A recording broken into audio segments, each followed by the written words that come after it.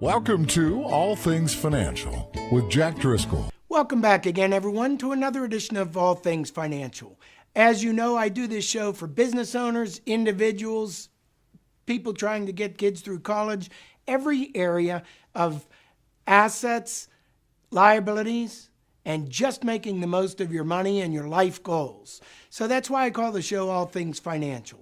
Today, what I'd like to do is go over, for business owners, a commonly neglected area in all of the business. And that is the area of planning for when you're no longer in business, due to retirement or due to some sort of a situation where maybe you're disabled or die prematurely, or you're in a partnership. What happens when something happens to one of the partners, or just whenever you're ready to retire? It's called business succession planning. And many businesses never do it. They never get through the steps of or thinking toward business succession planning until it's too late, until it reaches the time where you say, hey, I've had it, it's time to retire. And that's too late. So what I wanted to do was go over on the show here the 10 most common mistakes I see with business owners dealing with business succession planning. The first most common mistake I see is no plan at all. There's no plan to plan. And then even if there is, somebody says, well, yeah, I'll get to that someday. There's no business succession planning going on. So that exposes the whole business, all the employees, all the families, the family members of the owner, and the owner themselves to huge financial risk if one day something goes wrong, or you wanted to retire early, or something happened like in 2008 where the financial crisis came and some businesses were unprepared for that. The shortfalls and got put out of business, not by design. All of this encompasses succession planning. So the first big mistake is not planning for either what can go wrong and maximize the value in your business. That sometimes can mean just simply making sure you're pulling some money out of your business every year while things are going well, and getting your own financial house in order for your own retirement needs outside of your business. So the first step, and that's often neglected, is not taking any steps at all. The second biggest mistake I see in business succession planning, or this whole subject, is, yes, we want to plan, but we're waiting too long. We think we've got time to plan, and it's too early. I'm 40 years old. I won't be leaving the business until I'm 62 or 65 or 66, so I've got plenty of time. Waiting too long is a big issue in many circumstances, even once you start planning and you think you have enough time. Number one, a lot of the issues regarding business succession planning are determined by where the financing is going to come from.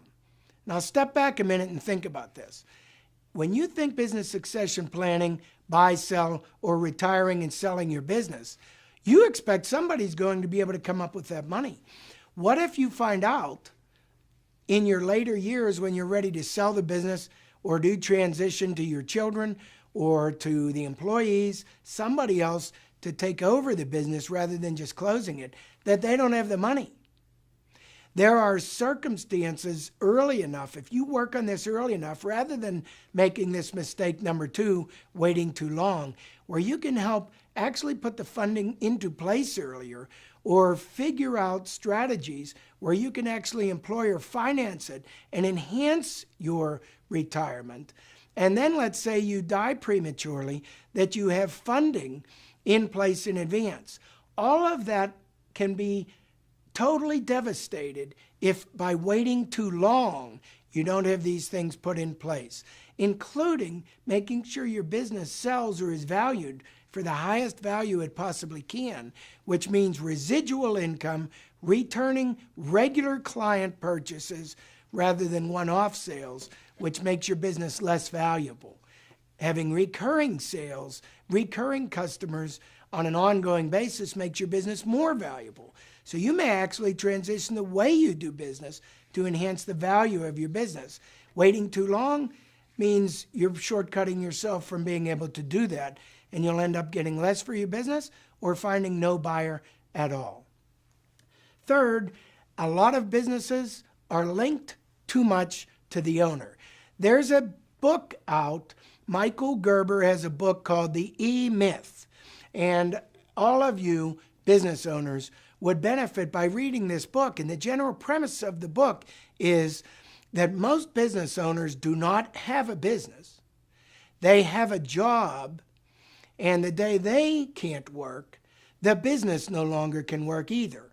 That's what we refer to when they say the business is too linked to the owner. That's when either the personal relationship of all the customers are there because of the relationship with the business owner rather than relationship with the business. So the E-Myth goes on to say, can you develop your business and expand your business to the point where you could be gone from your business 6 months or a year or 2 years, away in Tahiti, shipwrecked on an island, and 2 years later found and come back, and your business is actually stronger 2 years later than it was when you were there because of the foundation that you built and made the business not dependent on you. Now you have a business working for you rather than you working for the business. The business is dependent on you, and that's a third biggest mistake that we see. Businesses are too dependent on the owners. So we want to try to expand and nurture and grow beyond that. A fourth one, this is big. In your inheritance planning and your business succession planning, how do we handle the children who are not a part of the business? That stalls most of the discussions in business succession planning more than any other. How do we handle the kids that aren't in the business? How do we handle the kids that are? Is it fair to have the child that's working in the business inherit the whole business and the other 2 or 3 children inherit just the personal assets otherwise? Or is it unfair to the child that's working in the business, helping build the business, to say we're going to split the business shares 3 ways? Isn't that a really overwhelming burden on the one who has worked? So this is a big dilemma. A lot of times we will solve that through creating an asset that does not now exist so that the child or children in the business get their fair share of the business. And we might have a life insurance policy for the created asset equating to the 3rd or 4th child that are not in the business so that everyone is relatively treated fairly. The other thing you want to think about with children in the business is inheriting the business true inheritance, or are they just inheriting a job and the one that was not in the business inherited free cash equal to that where the ones in the business have to still work for it or they don't really have an inheritance. So those are many considerations. That's the 4th biggest mistake I see. The whole problem area isn't being addressed at all. Now the 5th is when we do business succession planning, we look at the business in different ways. Some look at it as a stock sale, some look at it as the whole business, and some look at it as an asset sale. There's a big difference. When we get a buyer, or our employees buying it, or our children, no matter who it is, we look at that thinking they want to buy the whole business.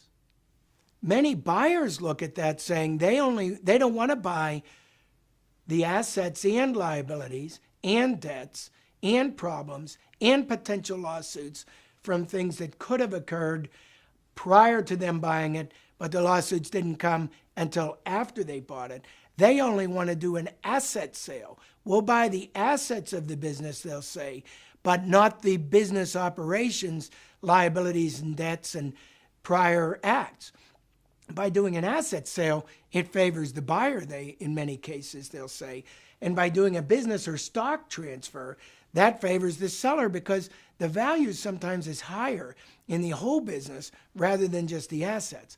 Now, while the assets do include continuation of income, future value of income, present value of income, all the equipment assets, all the building assets, if that's the case, and the client customer list, which sounds like a lot, it's still not as high usually as the whole business. So your consideration in the fifth mistake I see, our business owners aren't evaluating, are we doing a business sale?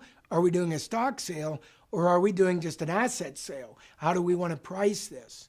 Now, folks, any of you who have questions all throughout the show that I run across, you can get answers or get in contact with us. We can help you with a lot of these areas by going to our website, insurancepgh.com. So feel free to reach us that way also. Now, the sixth big, most common mistake that I see being made is some companies are being held in the wrong entity form, especially if they're preparing for either premature death, disability, or just sale, business succession by design. When it comes time for the business owner or owners to retire, the form of the business is in an awkward form for transfer. So let's take a C corporation, for example, versus a subchapter S versus a LLC. A C corporation is kind of tough to transfer. You would think it would be easy, but we still have the double taxation issue. So there is a taxation issue upon sale of a business, and we have to be careful there because businesses, any asset, when we sell, we have a value that's much larger than what we originally created because we created it from scratch. So what happens is we have a capital gain because we sold a capital asset. And if we're in a C corporation, we still have double taxation. If we are in an LLC or formulated to an S corporation, that can sometimes take up to 10 years to evolve a C corporation over to an S. It's not instantaneous in many cases. So we have to do that planning in advance, and we sit and say, we do that planning, we're in the wrong formation for being able to maximize our value.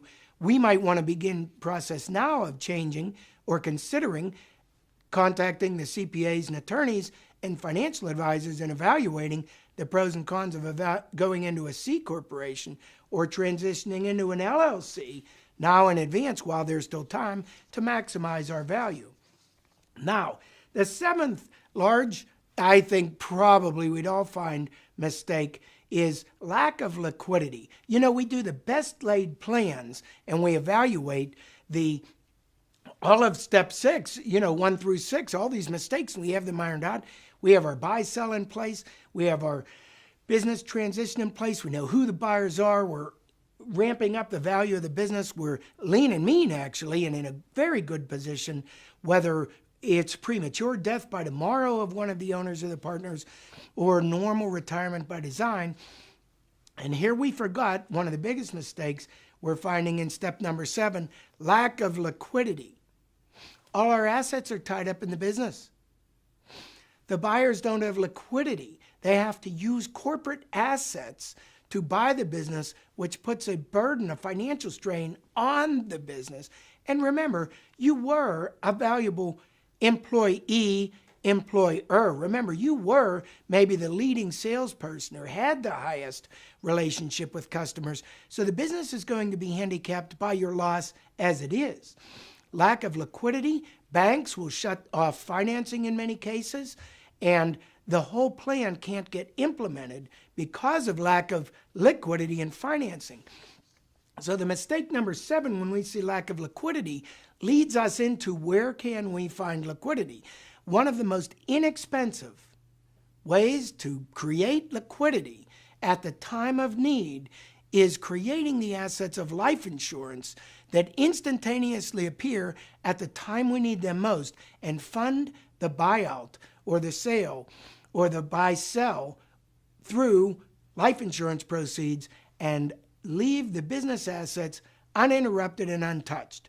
Now the business assets and resources are still fully operational, and we had liquid assets that bypass probate, bypass estate tax and income tax if we design it properly, and income tax, going straight to the beneficiaries of the deceased partner, let's say, or officer in that case, and bam, it's finished. It's done in a complete turnkey package because we solved the liquidity issue without touching assets. Farms and farm owners have that very same issue, lack of liquidity. So yes, we want the farm to go to our children, but we haven't made the plans where they don't have to sell off half of the farm to pay the taxes and to buy the rest of the farm. It's a nightmare that can be easily solved. So problem number 7 is solving for lack of liquidity.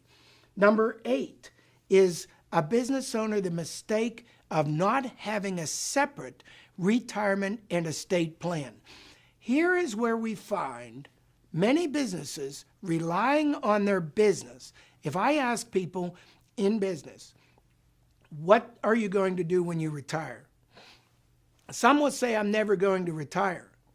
Well, yes, even if not by design, your health may force you to retire. Plan in advance. They'll say, well, my business is my retirement. Everything's been put into my business. I've seen many businesses in this area and all across the country be put up for sale, very viable businesses. And you know what? 2, 3, 4 years later, they couldn't find a buyer. They couldn't work out terms. Sales fell through. The business folded. They ended up with nothing. The business couldn't sell. They ended up closing. Business liquidation sale. We find in many cases the situation where not having a separate retirement plan and business plan with an estate plan not related to the business, we find that as a big mistake. Look at what happened in 2008. A lot of businesses got put out of business. And my recommendation, as I said earlier in the show, all business owners every year should be setting aside a certain percent of business income into their personal accounts to build up their personal estate so that someday, even if the business fails, they have something to show for all of the years that were the good years before the bad years came, and they were prepared for the rainy day that they hoped would never come, but here they got disabled or died prematurely, or the business circumstances just failed. Walmart came in and put them out of business. 2008 financial crisis put some automobile dealers out of business that were thriving prior to that. Through no fault of their own, instantly got put out of business and were unprepared for the financial consequences and had to file bankruptcy as a result. Now, number 9, big area I see. And again, anyone who has questions here, you could always contact us at our office or our website, insurancepgh.com. Number 9 most common mistake I see, overlooking what can go wrong personally. Overlooking divorce. Overlooking disability. Many people do not, in business, think, most business owners are very optimistic. The best business owners are eternal optimists. You could tell them anything that's going wrong, and what's made them successful in business is they don't see obstacles, they see past obstacles. They see the goal and let nothing get in their way. Well, there are obstacles, and what we need to do in business and what we need to do as advisors is help the business owners see those obstacles which are major roadblocks. We can make them as small as a pebble by identifying them first and solving for them in advance and putting the language with the attorneys into the buy-sell agreements that do not overlook divorce. What if a divorce happens? It's already accounted for. What if a disability happens? It's already accounted for. So we do a buy-sell agreement based on, yes, I'm going to retire at age 66, or what if I die in a car accident tomorrow? And then we put in there the provision, add in the provisions, what if I'm disabled? At a certain length of time, if I'm disabled and have no likelihood of returning after some point in time, we would put into the buy-sell, the attorneys might say, a disability trigger so that the family is cashed out and well taken care of the rest of their lives, and the business is not burdened anymore by this owner that may never come back. So all of the business owners agree, put a disability provision in there, put what happens in the event of divorce, and make sure you have your own individual estate and retirement plan, and bingo. Those huge obstacles now have been reduced to the size of a pebble because we anticipated and solved for them in advance. And finally, one of the big mistakes we see occurring frequently is after all this work was done and the business succession planning was finished and we utilized properly all of our advisors, the accountant on our team, the CPA on our team, the financial planner on our team, we got everybody together and have a wonderful plan, and don't keep the plan updated. So as our businesses grow and as our individual needs grow or our health changes or whatever, or even the life insurance funding changes or any of these components, we did not keep the plan updated, and 10 to 15 years later, it's an outdated plan, possibly as bad as not having any plan at all, because we didn't take the time to once a year or once every 3 years or once every 5 years at the most, go back and review and update the plan. The other thing is we may have put a value on the business and not know the value. So we either chose the wrong value, too high or too low, or didn't even know a value, so we chose a number. A more advised method of doing that is a formula, maybe 2 times gross sales or 10 times net sales or whatever formula, so that it automatically evolves as the business evolves, helping keep you current and up to date. Folks, I appreciate all of you tuning in. These are the 10 most common mistakes that I see in business succession planning, but there are many others. If any of you listening or watching would like more information on this or us to help in any of these areas, please contact us or visit our website, insurancepgh.com. We'll be happy to help. Again, thanks for tuning in to another edition of All Things Financial. We'll be back again next week. You've been listening to All Things Financial with your friend with the answers to all financial matters, Jack Driscoll of Driscoll Insurance and Financial Services. Securities and investment advisory services offered through Sage Point Financial Incorporated, a registered broker-dealer and registered investment advisor and member FINRA and SIPC. Driscoll Insurance and Financial Services is not affiliated with Sage Point Financial, Inc. or registered as a broker, dealer, or investment advisor. You can reach Driscoll Insurance and Financial Services Incorporated at 412-833-1500, and they are located at 2738 South Park Road, Bethel Park, Pennsylvania, 15102.